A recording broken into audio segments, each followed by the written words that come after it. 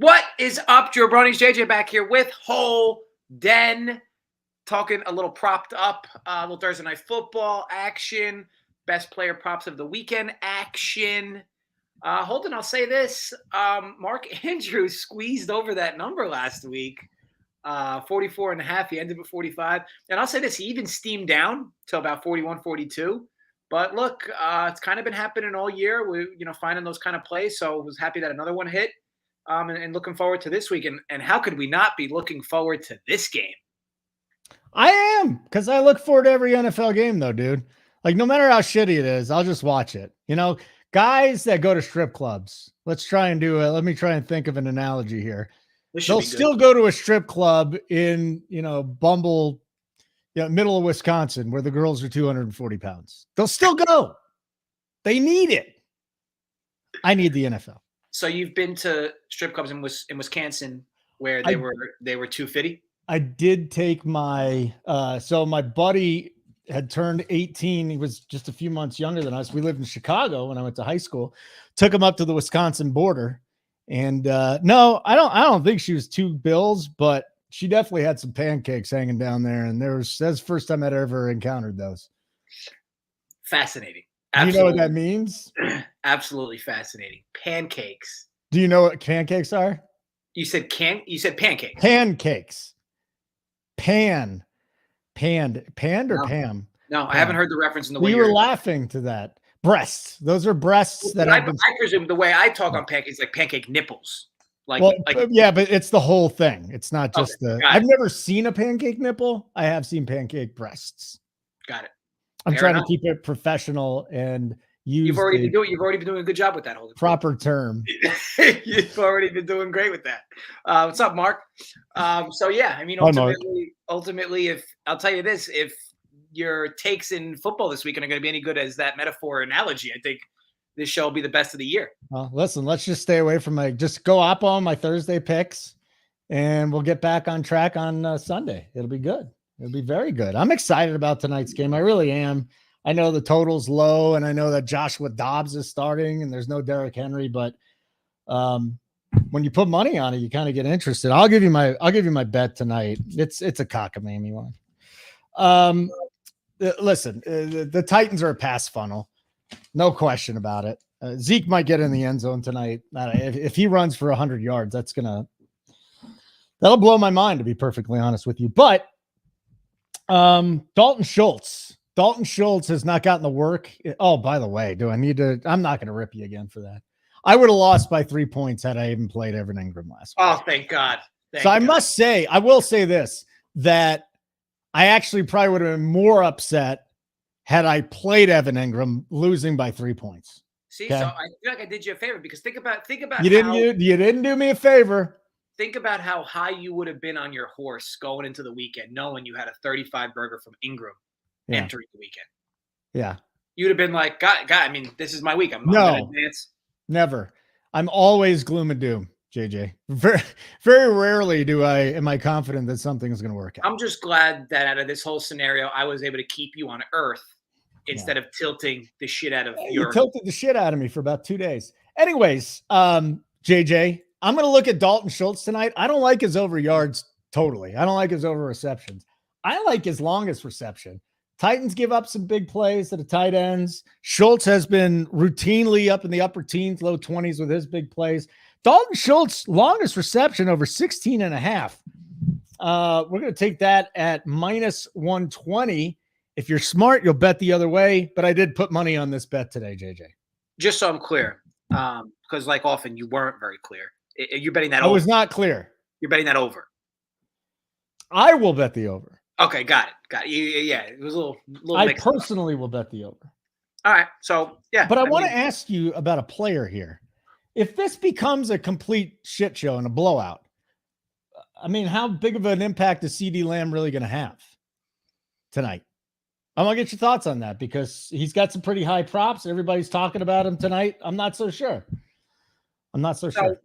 So this might be a hot take. I think that if Dallas is going to do anything in this game, it's going to be in the first half.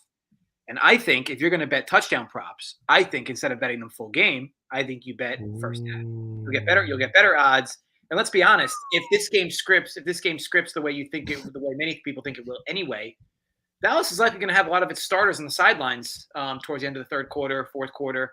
Again, Dallas is kind of locked into the 5 seed. If they're winning this game, I mean, granted, they need to win because they still have a backdoor shot at the division, but they're basically locked into the 5 seed. They're just gonna win this game and go home. I mean, okay, that would be it. So I think that you do it first half, anytime touchdowns. If you can somehow do any type of targeting on receiving yards, I think you can also live hit receiving yards under as the half ends, the first half, especially if the score is around where we think it is or could be, maybe a 17-3 half, something like that.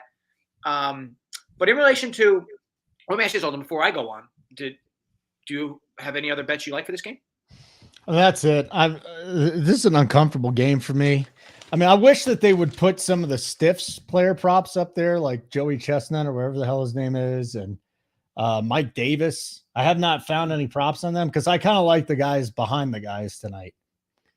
But so you like the guys behind the guys who are already going to get work because they're already the guys behind the guys. Correct. Like, yeah. So let's go look at this here a little bit more because I looked at these for the game, but they do have a Mike Davis now at 35.5 rushing. Malik Davis, I should say. Malik Davis, 35.5. He's going to get some work tonight, man. But that's a good rushing defense. So I don't love that. Hassan Haskins is going to be busy in the passing game, 9.5. T.Y. Hilton is the one I'm thinking about betting here. That's one catch for T.Y.'s 11.5 yards. I'll be honest, I don't mind that look because even if, to me, they took a flyer on Hilton. Like they threw to him. Why would, even if Dallas is up big, wouldn't he be the one that gets the run? Like why would he not be getting run tonight? Yeah, I think that, and they only threw to him once last week, but isn't it worth the shot at this point? Horrible secondary. T.Y. Hilton already made an impact last week. Maybe it is a blowout. They don't throw as much, but so T.Y. Hilton, I might have this bet before the end of the show. I like that look a lot more than the Schultz one. Oh, it's fine. The Schultz one is just so you guys can bet the other way. Got it. And look, who knows what we're going to see out of Dobbs, right? A fun little quarterback in college. Mm-hmm. I know he was quite a DFS stud at Tennessee. But yeah, I mean, he hasn't played in a few years. He's also played very limited. Is this his first career start, like actual start? I know he's played in a few different games. He played what for the Steelers, like 8 years ago? For a bit. Yeah, it was a while ago. You can find, by the way, T.Y. Hilton is on PointsBet at 10.5. Oh, wow. Yeah. I'm going to hit it. Screw it. We talked through it. I kind of feel pretty good about it. Because he's going to see the field tonight, and that's a one throw. Listen, if we get it, we get it. If we don't, we don't. I'll throw half. It's player props. I'm a half unit guy anyways on it, but yeah, I like it. So we'll go Dalton Schultz and we'll go T.Y. -120, 10.5 -120. Somehow the juice came down from 125 to 120, but we'll take it. All right. What are you on? So I actually went pretty weird today. Weird. Just make sure this number is the same as it was. Looks like it. Okay, so normally I do like to do the two team teasers on these primetime games. They've been really good for us all year. I did add a third leg to it tonight for a few different reasons. Number one, I didn't like the price I was getting on Tennessee plus 20.5 and the under, because I was only able to move the under about 5.5 points or 5 points, 6 points to 46, and I feel like there's just not enough difference there. So what I did was I stretched Tennessee up to 23.5. I took the under 50.5. So basically maxed out both of those in-game lines. Mm-hmm. Tennessee up to the max on DK at 23.5. You must have put another bet in there this week. The under at 50.5. And then I paired that, and I'm interested in your thoughts because I know you've already commented on this. Zeke under 90 rush yards. It's gonna be tough for him to get there, man. But he's getting most of the work. But everything I read, they keep saying Mike Davis, or Malik Davis. Malik Davis is going to be there. To me, if he's going to get, I'd rather bet a touchdown for Zeke than his under yards. But that's just me. Like, to me, for him to get to 90, which I think he's done twice all season, I think, he'd have to break a decent one, right? Like, he'd have to, like, because he's just not going to get the volume. Like, he's going to get, what do you think, 18, 20 touches max tonight? Like, Like, what do we think he's getting? Rushing the football. Forget catching passes. I mean, just for rushing, the prop is 66, and I'm seeing around 70 with a lot of projections. So you can take it up 20 yards. Mm-hmm. And again, are projections able to even compute that he might sit half of the third quarter in the fourth? I mean, it's entirely possible. It's entirely possible that he sits because, again, I'm a little bit concerned about this being a blowout and taking overs on, CD Lamb. I know that the Michael Gallup prop is a very popular one, over 30.5. I've seen 5 or 6 different guys. Maybe they just tail each other, but they keep saying that. I mean, if this thing was 70 and we had a conversation, I would say he's probably going to toe the line on 70. So I don't mind that. What's the number? -115. We got to get 3 right for -115. Yeah, you gotta, which obviously isn't something I love, but to me, I more or less just need Tennessee to score like 7 or 10. Like if they score, if Tennessee scores 7, I just need Dallas to not score over 30. Why don't we look at the Tennessee Titans team total then? Why would you not just jack that up? Because Josh Dobbs has never been an accurate thrower. I just, with that pass rush and the speed, it feels like their offense is going to be in somewhat of quicksand. But you can, as you know, Holden, you can accidentally score 7 or 10 points. Like accidentally, you could have a 10 points. 10 points accidental. Sure. So here, let me. Holy shit! By the way, Zeke's touchdown prop was 165 this morning. It's 195 now. It's stupid. That's just. I mean, think about it, Holden. If there was one guy that was going to get steamed tonight, it's got to be him, right? I mean, who else are people going to bet for any time? If you're making same game parlays, you're right. The biggest exposure for a book tonight, as far as who's landing in the box, has to be Zeke. Yeah. So you're getting -3. I've just had problems with 3 bet. I'll just tell you this, JJ. I've had problems hitting 3 bets. 2 we can do. 3 is not good for me, but I don't mind the looks. All 3 of them. I have a hard time thinking this thing gets over 50. I got a hard time thinking that any team's going to lose more than 23.5 points, except for the Broncos. And then you're going under on Zeke. I look at it like, to me, the way this loses is somehow this game is competitive and Zeke goes over his number because Zeke plays the whole game and somehow it's competitive. And if it's competitive, it's likely low scoring. Because Tennessee's going to put up 25 tonight. I mean, I don't. Yeah, it'd be tough to believe. See, you'd rather do your thing than switch out the Zeke under for a Zeke touchdown. You get +170. I would prefer it because, as I said before, I think if I was going to swap it, I would swap it for a Zeke first half touchdown because I think you have 2 quarters to get that touchdown, in my opinion. Because to me, if you're Dallas, right, Holden, you're Dallas and you're up 2 touchdowns at the half. If you're up 2 touchdowns at the half, why is Zeke taking a snap until this is a 1-score game? I don't know. So if that's the case, then let's wait till the second half and bet Malik Davis under like 15.5 rushing yards or 20 rushing yards, and then we can bet it over in the second half. I think you're going to find. I think the live player prop market's going to be interesting tonight, depending how they even offer it. I'm down with that. I've been on fire with those. I'm going to be perfect. Hopefully this doesn't sink me, but I have been on fire with live betting. Yeah, I mean, if you're somebody that can fire at these openly on a bunch of different books or whatnot, definitely keep an eye on things because. Yeah, I mean, obviously this game could stay close in theory, and if it does, this is probably going to be an irrelevant conversation. But if it does balloon a bit for Dallas, yeah, I mean, they have no business playing Dak. They have no business. Why get these guys hurt? Like, why even risk it? Like, how could McCarthy even defend if Dallas is up 20 in the fourth quarter? Dak is kind of a donkey, though. How could you even defend it? Right. To me, okay, win and go home. And like I said, if it's going to be competitive, it's likely going to be super low scoring. Tennessee's, unless they pull tricks out of a bag, how's Tennessee going to score 3 touchdowns tonight? It's a full unit bet for you. Yeah. Okay. So under 50.5, +23.5 Titans, Zeke under 90. Is that what you put? Yep. Okay, cool. We got a lot out of that. You thought just to be quite technically, it's 89.5. to be clear. 89.5. You got it. You want to talk about Sunday real quick? Yeah.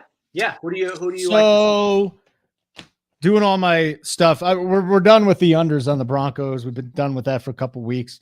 Now you're not going to like this because I know you don't like hopping on the trendy thing here. And I don't know if this is even going to be bet, but Jerick McKinnon, you would say this could be a blowout against the Broncos. I think the Broncos are going to come out with their asses on fire. Maybe in the long run, they get their butts kicked, but every week we're seeing McKinnon get targets, right? I think it was down to 3 last week, but I see Jerick McKinnon getting over 31.5 receiving yards this week. He's the ultimate weapon right now. He's the guy. He's their number 2 wide receiver in the top passing game out there. So you've got Kelsey, you got McKinnon, and then you got Juju. It's a very condensed target pool, isn't it? He loves McKinnon. I love McKinnon. Over 31.5 receiving yards will be my play for this weekend. Jerick McKinnon. I do think you're climbing the ladder a bit there, as you mentioned. With that said, though, and I've been saying this for the last few weeks, I think Pacheco is a terrible running back. Not good. If you watch him, it almost looks like he's looking for contact instead of just trying to find the best route to gain yards. And he's not a big guy, which makes it even weirder that he's looking for contact. I saw all I needed to see. What was it, 2 or 3 weeks ago when he got, I think it was 10 carries inside the 10-yard line and 0 scores from. Tough dude to watch run the football. He's young though, and he's a local kid here in Jersey, or was a local kid in Jersey. But I don't know what's going on with him. And until then, I think they're just going to continue to watch this dude blah for 3 yards a carry, and then McKinnon ends up getting a lot more volume because of it. So I know. I like McKinnon. I actually like this bet a whole bunch, which is why I'm obviously giving it to you. But this is the one for me. And actually, you know what? It's down to 30.5 now. So if you want to get in, I just like you with the Andrews, I got in a yard more. So 30.5 for Jerick McKinnon. Love it. What do you got? You don't love it. You said I was climbing the ladder a little bit. But I love it because of a snap share thing. I think that at some point, I know they probably want to keep McKinnon healthy, but at some point, these offensive minds in Kansas City are too smart. Like Pacheco sucks. I'm not saying he can't evolve into a better running back, but McKinnon deserves the touches, and he should continue to get them. So, okay. For me, I actually doubled up on the same game, Packers-Vikings. So for me, Packers first half, team total over 13, -110. If I'll say it once, I'll say it again. Minnesota's defense sucks. This team pops off spreadsheets in a negative way defensively. And who better to come to town right now than one of the hotter teams in football? I mean, think about it, Holden. If the Packers win out, first of all, they definitely make the playoffs. And number 2, not only do they make the playoffs, they will make the playoffs on a 5-game winning streak, which who the hell wants to see them playing the best football they've played all season with Rodgers, whether it's in the cold, it won't matter. Watson's been a big difference maker for them. If they can just remember from time to time that they have Aaron Jones in the backfield, they would probably be even better. But yeah, either way, I like them to get off to a decent start against Minnesota. Minnesota's a team that at times has started slow, especially on the defensive end, and they've climbed out of holes. But I do like Green Bay to get on the board early. So you and I had this conversation with Devontae Adams earlier this year. 95.5 is Justin Jefferson's prop, his receiving prop. It's heavy. It's high. So 2 things. There's Narrative Street. I don't remember which corner for the Packers said it, but he said it was a lucky game where Jefferson had like 180 yards. He's like, it was luck. The second thing is they're trying to get this guy to 2,000 yards, and they're talking about it. They want him to break the record. You're saying that the Vikings could be playing catch up. Why wouldn't I go over on Justin Jefferson? I have not bet this, and I'm not going to until I talk to you and a couple other people about it. But what's your take on Justin Jefferson, 95.5? I will say that that's one of the higher numbers he's had this year. Even like last week, after his weeks and weeks of big games, even last week, I think the prop was like 89.5 or 90. 88.5. He's had a 95.5 one time this season, and he blew through it with 223. Yeah, so I mean, if you're talking on climbing the ladder, it's obviously high. With that said, Alexander's probably going to shadow him, right, for Green Bay? I presume. He torched them all. I know that it's at this point, it's practically like he's uncoverable. I don't understand how defensively teams aren't just saying, beat us with Osborne or beat us with slow Thielen. Or I mean, granted, Hawkinson had a big week last week, but he's had a ton of targets and done nothing before last week. Look, I can't blame anybody for betting Jefferson overs. I just think in terms of it, to me, it's worse climbing the ladder with Jefferson than McKinnon. Live bet. Okay. It's a softer number. I'll live bet it then. With that said, Jefferson just seemingly gets there every week. Every week. He's unstoppable. You know what this reminds me of? Remember back in the day when we could just play Le'Veon Bell and Antonio Brown together every week. Every week in DFS? Like now I'm just every week, Justin Jefferson. Just give me my 35 points and I'll move on. Every week. How crazy was that? Every week, just play them both together. Brown and don't even. And nobody else was doing it. Like people that kind of knew what they were doing would do it, but for the most part, the ownership probably should have been more. About 40% of each player every week, and it should have been more. Yeah, and Justin Jefferson's never 40%. Every week they would get there. It was so easy just to play cash games and put those two in there and hit tons. So that's that. All right. So we talked about the Jefferson play. Do you have anything else for Sunday? Yeah. So one player prop in the same game. Aaron Rodgers over 1.5 pass touchdowns -120. I know. Did he threw one touchdown last week, I think. Yeah, he hadn't been throwing multiple touchdowns very often, but I get it. But it's a cheap price. It's a defense that's super susceptible.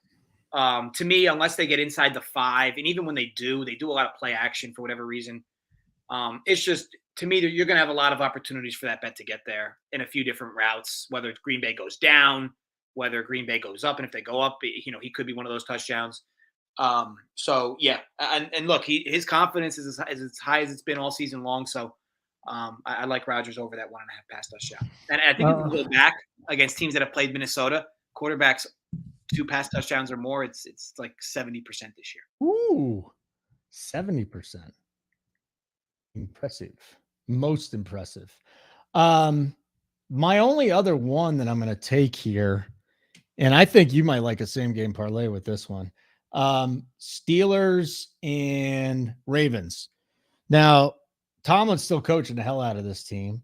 The Ravens, Hundley just doesn't look good. It's fairly simple. I got in this line early at Steelers +3. It's now 2.5. I don't know what your thoughts are on buying the points. I would not do 2.5. I like the 3 because all these games are just field goal games between these two teams. Lamar's still out. Lamar's still out. He's missed like 11 or 12 straight practices. We got a rivalry game where these two teams just constantly beat the shit out of each other. So I'm going to go with the Steelers +3. It's the one side that I really like this week. And then if you want to do a little same gamer, these two teams just play low scoring games too. You look at it 16-14, on and on, all these games. Like I think the max that they got up to in the last few meetings is 39. Now probably doesn't really apply too much to this, but there is a legitimate long-term trend between these two teams that just can't stand each other. And this is the Sunday night game, 35. All right. That's a little too low for my thoughts, but Steelers +3 is my play. I like it. Even West Coast mentions Dobbins overs. Like I just talked about how Pacheco's just not a good running back if you watch him run between the tackles or tried to. Dobbins is fantastic. Like if you watch him between the tackles, it's almost like he consistently runs into these massive holes, but he's got great vision for a back. I mean, his problem is he can't stay healthy, but you see his knees? There's pictures of his knees. So they went in and they did, the arthroscopic cleanup. And he's got like 3 gigantic lumps around one of his knees. And he's still going out there and just shredding. Yeah, it's a shame. It's a shame because he's super talented. He was super talented. I think he went to Ohio State. I mean, just a super talented kid. And it's a shame that, guys like him can't stay healthy because he's really good when he's out there. Yeah, I agree. All right, best bets. So my best bets will be McKinnon over 30.5 and receiving yards for Kansas City. And then I'll go Steelers +3. What do you got? Yeah, my favorite prop is Rodgers over a touchdown and a half, -120. I feel pretty confident that's going to close at probably 135. We did this a few weeks ago with Jared Goff against I forgot who it was against, but I know it was in Detroit. It was like it was -120 when I gave it out on the show, and I think it closed at 140. I think we're going to be in a similar situation here with Rodgers. It's a really good spot for him, and they're clicking as good as they've been all year, and one of the better defenses for them to play. So, love the spot.